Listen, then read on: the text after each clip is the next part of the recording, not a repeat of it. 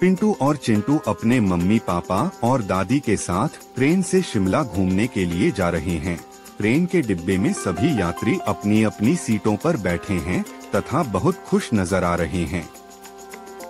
दादी दोनों बच्चों को सिक्के से खेलते हुए देखती हैं तथा अपने बहू से कहती है, बहू बच्चों को सिक्कों से मत खेलने दो, सिक्का इनसे वापस ले लो। बच्चे सिक्कों को अपने मुंह में डाल रहे हैं, गलती से सिक्कों को निगल सकते हैं। दादी की बात मानकर चिंटू पिंटू की मम्मी बच्चों से सिक्का वापस लेने लगती है, लेकिन दोनों बच्चे बहुत जिद्दी स्वभाव के हैं। सिक्का वापस लेने पर रोने लगते हैं। दादी बहू से कहती है, अच्छा रहने दो, खेलने दो इनको, पर ध्यान देना कहीं निगल ना ले। चिंटू पिंटू की माँ दादी माँ की बात स्वीकारते हुए दोनों बच्चों से कहती है कि देखो ध्यान से खेलना, सिक्कों को अपने मुंह में मत डालना, नहीं तो मैं बहुत पिटूंगी। ट्रेन एक घने सुंदर जंगल से गुजर रही है। चिंटू पिंटू की मम्मी उनके पापा से कहती है, देखो जी, बाहर का दृश्य कितना अच्छा है, कितना हरा भरा और सुंदर जंगल है। थोड़ी देर के लिए माता पिता का ध्यान बच्चों से हट जाता है। तभी दादी जोर जोर से चिल्लाने लगती है, बहू देखो चिंटू को क्या हो गया, यह गला पकड़कर छटपटा रहा है, कुछ बोल भी नहीं पा रहा है। चिंटू की माँ चिल्लाते हुए चिंटू की तरफ बढ़ती है, चिंटू चिंटू तुम्हें क्या हो गया है। चिंटू की माँ चिंटू के पिता से रोते हुए कहती है, देखो जी चिंटू को क्या हो गया है, यह सुस्त होता जा रहा है, इसके हाथ पांव ठंडा हो रहे हैं, यह नीला भी पड़ता जा रहा है।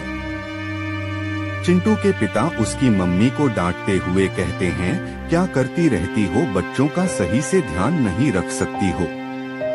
घबराते हुए कहते हैं, अब क्या करें।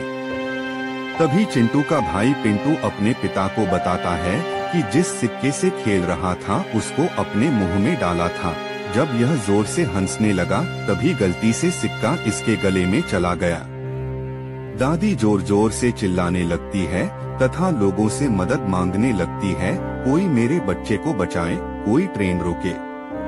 तभी एक यात्री बोला, ट्रेन जंगल से गुजर रही है, ट्रेन रोकने से कोई फायदा नहीं है। तभी ट्रेन में बैठा एक यात्री चिंटू के पिता के पास आता है और चिंटू के पिता से पूछता है, क्या हो गया। चिंटू के पिता घबराते हुए उससे कहते हैं, देखिए मेरा बच्चा सिक्का निगल लिया है, सही से सांस नहीं ले पा रहा है, नीला पड़ता जा रहा है, अब हम क्या करें, कोई हमारे बच्चे को बचाए।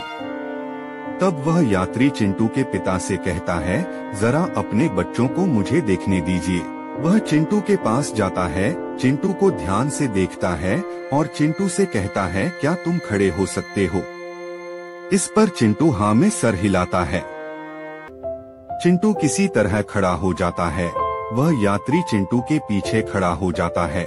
वह चिंटू को थोड़ा आगे झुकने के लिए कहता है और अपनी बाहें उनकी कमर के चारों ओर लपेट लेता है और एक हाथ से मुट्ठी बनाकर अपनी मुट्ठी चिंटू की नाभि के ठीक ऊपर रखता है। इसे अपने दूसरे हाथ से पकड़ता है और तेजी से ऊपर की ओर जोर देता है। यह ऐसा है जैसे आप उन्हें ऊपर उठाने की कोशिश कर रहे हों। इस प्रक्रिया को वह 4-5 बार करता है। इससे चिंटू के गले में फंसा सिक्का बाहर निकल आता है। चिंटू को बहुत आराम हो जाता है और वह सही से सांस लेने लगता है। उसके माता पिता, दादी और ट्रेन में बैठे सभी यात्री चिंटू की जान बचाने पर बहुत खुश होते हैं। चिंटू के पिता आंखों में खुशी के आंसू के साथ उस यात्री का बहुत बहुत धन्यवाद देते हैं तथा उससे कहते हैं कि आपने मेरे बच्चे की जान बचाई है। आपका बहुत बहुत धन्यवाद। कृपया बताएं कि आप कौन हैं? मैं एक डॉक्टर हूं। अभी जो मैंने आपके बच्चे के साथ किया उसको हेमलिच मैन्यूवर कहते हैं। इस प्रक्रिया को हम सभी को जानना चाहिए। यह किसी ऐसे व्यक्ति या बच्चे की मदद करने का एक तरीका है जो कोई चीज निगल लिया हो या उसका गला चौक कर गया हो, जिससे उसे व्यक्ति या बच्चे का दम घुट रहा हो, उस वस्तु को बाहर निकालने में मदद मिलती है ताकि वह फिर से सांस ले सके।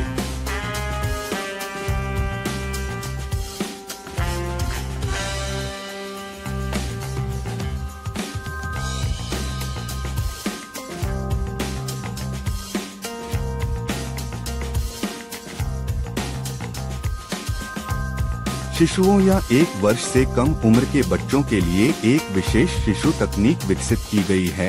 इस प्रक्रिया में जो केवल सचेत घुटन वाले शिशुओं पर उपयोग के लिए उपयुक्त है। शिशु को एक वयस्क के अग्रबाहु या फोरआर्म पर नीचे की ओर या पेट के बल या प्रोन पोजीशन में रखा जाता है, जिसमें शिशु के सिर को सहारा दिया जाता है और उसके शरीर से नीचे रखा जाता है। शिशु की पीठ पर कंधे के ब्लेड के बीच 4 जोरदार वार किए जाते हैं। इससे शिशु के गले में अटकी फॉरेन बॉडी या विदेशी वस्तु बाहर निकल जाती है। यदि गले में अटकी विदेशी वस्तु या फॉरेन बॉडी बाहर नहीं निकलती, तो शिशु को पलट दिया जाता है और वयस्क की जांघ पर सहारा दिया जाता है। वयस्क केवल मध्यमा और अनामिका उंगलियों का उपयोग करते हुए शिशु के स्तन की हड्डी या स्टर्नम पर तेजी से नीचे की ओर 5 बार जोर लगाता है। यदि वस्तु शिशु के मुंह में दिखाई देती है, तो उसे सुरक्षित रूप से हटाया जा सकता है। यदि यह प्रकट नहीं होता है या मुंह के माध्यम से धीरे से उंगली घुमाकर हटाया नहीं जा सकता है, तो प्रक्रिया दोहराई जाती है। हेमलिच मनीवर की विधि 1970 के दशक की शुरुआत में अमेरिकी सर्जन हेनरी जे हेमलिच ने की थी। इस विधि को हम सबको जानना चाहिए, क्योंकि कोई व्यक्ति या बच्चा जब अचानक खाने के समय या फॉरेन बॉडी से चौंक कर जाए और उसका दाम घटने लगे, तब उन्हें तुरंत मदद पहुंचाई जा सके और उनकी जान बचाई जा सके।